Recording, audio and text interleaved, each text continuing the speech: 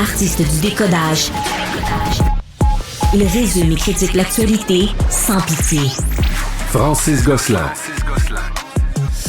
Des Québécois risquent de passer à côté de milliers de dollars dans le recours collectif de 4,3 milliards contre les cigarettiers à moins de 3 semaines de la date limite du 31 août.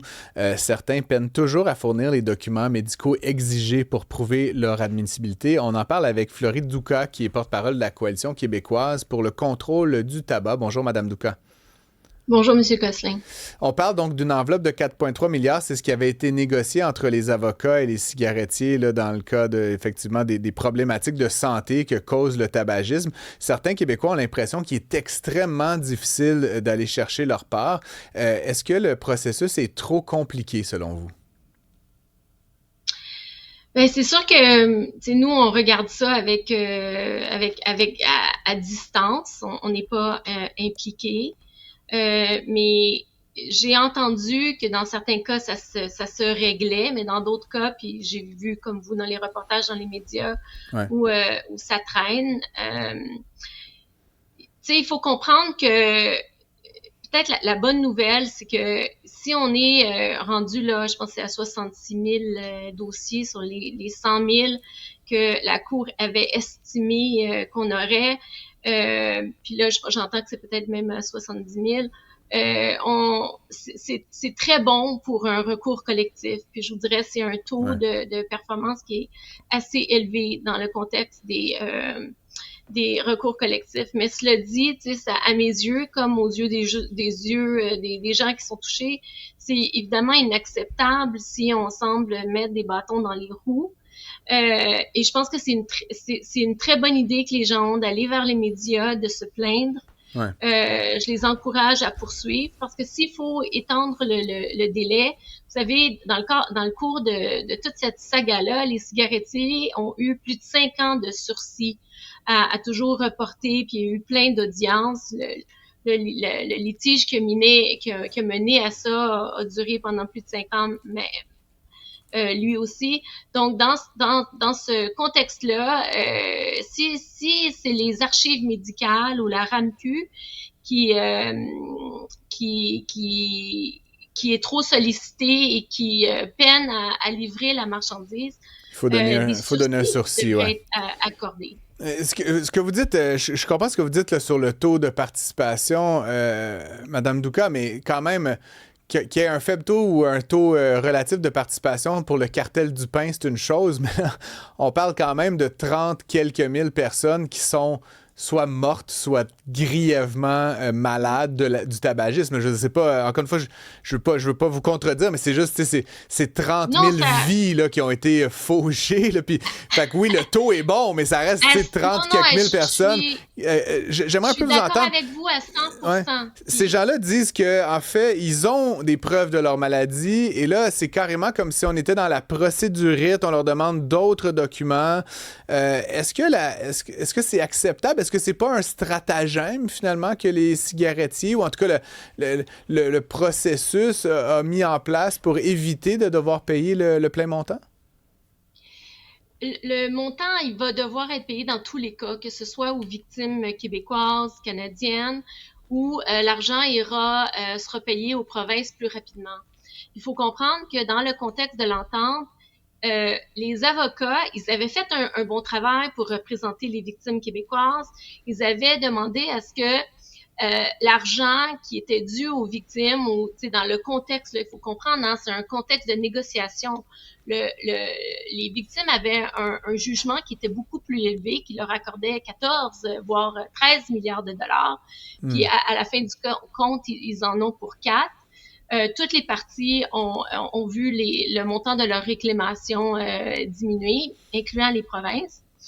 Mais les victimes ont l'avantage de recourir à une enveloppe d'argent qui existe déjà, alors que les provinces, dans le gros des cas, leur argent va être étalé sur 20 à 40 dans les 40 prochaines années. pour Ouais. avoir leur montant. Donc, si l'argent va pas aux victimes, c'est que les provinces vont être payées un peu plus rapidement. Peut-être on va gagner 1 ou 2 années, là. Il faut pas se leurrer. Fait que je pense pas que c'est que dans ce contexte-là, c'est de la mauvaise foi, mais c'est un manque de réalisme. Ça, c'est Je comprends. clair. Parce qu'il faut comprendre que quand l'entente a été annoncée, on nous disait que c'était historique, qu'on avait tout fait pour faciliter la remise des dossiers. Puis là, ça semble pas être le cas. Ça semble pas être le cas pour les victimes québécoises. Puis c'est là où je dis, ben si c'est par manque de ressources dans le système de santé, ben, un sursis serait nécessaire, puis totalement devrait être jugé pertinent. Absolument. Mais il faut comprendre que la Coalition québécoise pour le contrôle du tabac, on a toujours dit que cette entente-là, c'était pas une entente qui cherchait vraiment justice pour la santé. Parce que comme des articles l'ont dit, les compagnies continuent de vendre des cigarettes. Ben, c'est En ça fait, que je voulais vous entendre. Ouais. Je voulais vous entendre là-dessus, Madame Ducas. On a gagné ce recours historique là, pour certaines victimes, du moins. Mais vous avez déjà dit que l'industrie continue de faire pas mal ce qu'elle veut. Je regardais les chiffres, là, je les ai pas d'aujourd'hui, mais ça tourne autour de 10% là, de la population là, qui continue aujourd'hui de fumer. En tout cas, dans les 30 derniers jours, là, on fumait une cigarette. Ça baisse, mais vraiment, là, un point de pourcentage à peine par année. Et donc, essentiellement, d'un côté, on continue d'empoisonner les gens. De manière, ils choisissent de le faire. Les gens accros.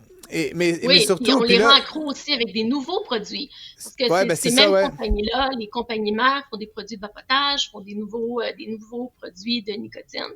Donc, comme c'est là, on va être pris avec des nouvelles générations, des nouvelles cohortes qui vont être aux prises avec la dépendance à la nicotine. Puis, on commence maintenant à voir là, certaines des séquelles, par exemple, liées à la consommation soutenue des produits de vapotage. Ouais. Donc, l'idée qu'on pouvait régler ça juste avec une entente monétaire, c'est un peu utopique. Une entente monétaire ponctuelle sur une période spécifique, je veux dire, effectivement, c'est un peu particulier.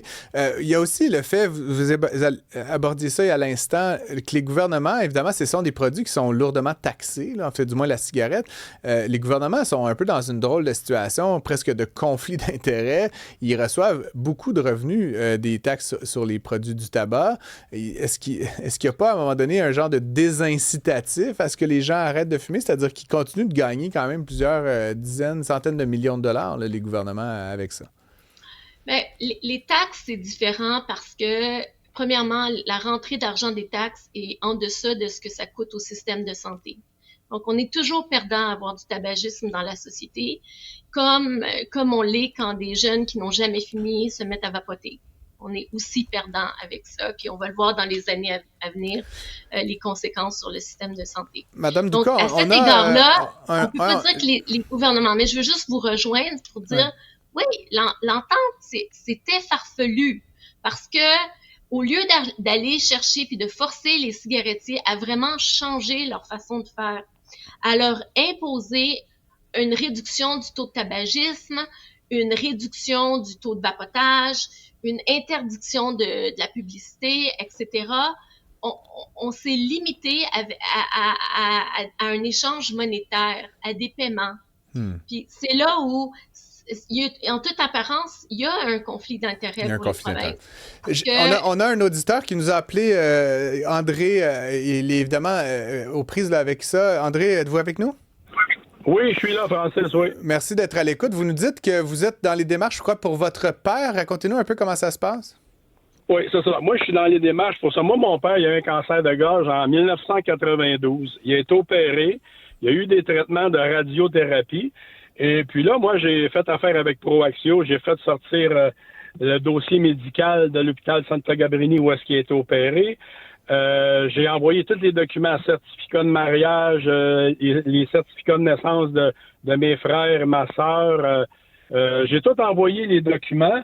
Et puis là, Proaxio m'écrit, Santa Gabrini a envoyé le dossier de mon père à Proaxio, mais eux, ils me disent que dans le dossier des archives, ils ne voient pas comme quoi que mon père a été diagnostiqué pour un cancer de gorge en 1992. Là, à ce moment-là, moi, je me suis retourné à la clinique où est-ce que l'ORL avait opéré mon père, à la clinique médicale 3000 à Montréal, sur la rue Bélanger. Et puis, eux, ils m'ont répondu la semaine passée, depuis 2014, ils ont tous détruit les dossiers. Il n'y a plus aucune information dans le dossier de mon père. Moi, mon père, il est décédé en plus, en 2015, la maladie d'Alzheimer. Et puis là, ce qu'ils m'ont dit, c'est de communiquer. Ma dernière ressource, c'est de communiquer avec le CHUM, qui gère les archives de l'Hôtel-Dieu, l'Hôpital Notre-Dame, l'Hôpital Saint-Luc. Et puis là, encore ce matin, j'ai appelé parce que j'ai envoyé la documentation. Puis là, la dame elle m'a répondu, elle dit oui. Elle dit, on a les papiers que vous nous avez envoyés. Ben, elle dit, on est débordé. Elle dit, ça peut aller jusqu'au 31 octobre. Mais tu sais, moi, je comprends pas comment se fait que ces dossiers-là ont été détruits ou que c'est pas archivé. C'est ça qui me rentre pas dans la tête, Francis. Il y a quelque chose qui fonctionne pas. C'est effectivement... La RAMQ même. Ouais. Puis même la RAMQ, il donne même pas d'informations. Tu sais, ce médecin-là, il y a eu des honoraires. Il doit y avoir des traces à quelque part. Effectivement, c'est bien fâchant tout ça, André, puis je trouve ça, c'est un peu fait quoi ce qu'on disait avec Mme Douka. C'est comme si le processus qui a été mis en place, au Québec, on a quand même un système de santé qui est un peu complexe. André nous donne des 1001 adresses et tout ça. On a un échéancier qui vient rapidement. Tout le monde semble débordé dans le dossier, puis là, ça fait qu'il y a des gens comme André, Mme Douka, qui vont peut-être pas avoir leur dû parce que pas par leur faute, mais parce que le système est trop complexe ou trop désorganisé. Est-ce que vous trouvez ça juste, une situation comme celle-là? C'est regrettable, c'est déplorable. Je pense que les gens font bien d'aller vers les médias puis de se plaindre.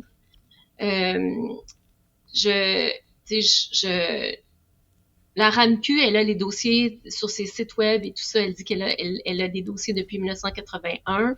Je comprends que c'est peut-être pas tous les dossiers, les diagnostics, mais à travers ça, il y a une façon de trouver des traces. Quelqu'un a été payé pour... c'est ça, les honoraires des médecins. Puis je trouve ça... Est-ce que c'est fréquent des cliniques qui détruisent des documents médicaux sur des clients? Moi, personnellement, j'ai jamais entendu parler de ça, mais c'est quand même étonnant. On va dire ça comme ça. Je suis pas la personne qui on va fouiller l'affaire parce que franchement, il reste encore quelques semaines. Déjà, je pense qu'on est tous d'accord pour dire qu'un sursis serait peut-être la première chose à instaurer dans ce dossier-là. Puis je réitère, des gens comme André, fois 30 000, 35 000, des gens qui sont pas assis sur leur divan à attendre que le train passe, qui ont fait des démarches, qui ont appelé à 8 places, qui ont envoyé des documents, puis d'autres documents, puis d'autres documents. Franchement, pour se faire dire à la fin de la course que, ben non, désolé, no can do. Personnellement, limite irrespectueux de la part de...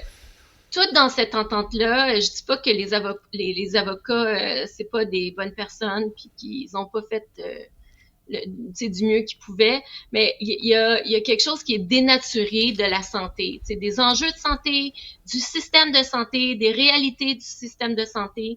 Puis ce qu'on voit, ça c'est la pointe de l'iceberg, mais c'est à travers toute l'entente.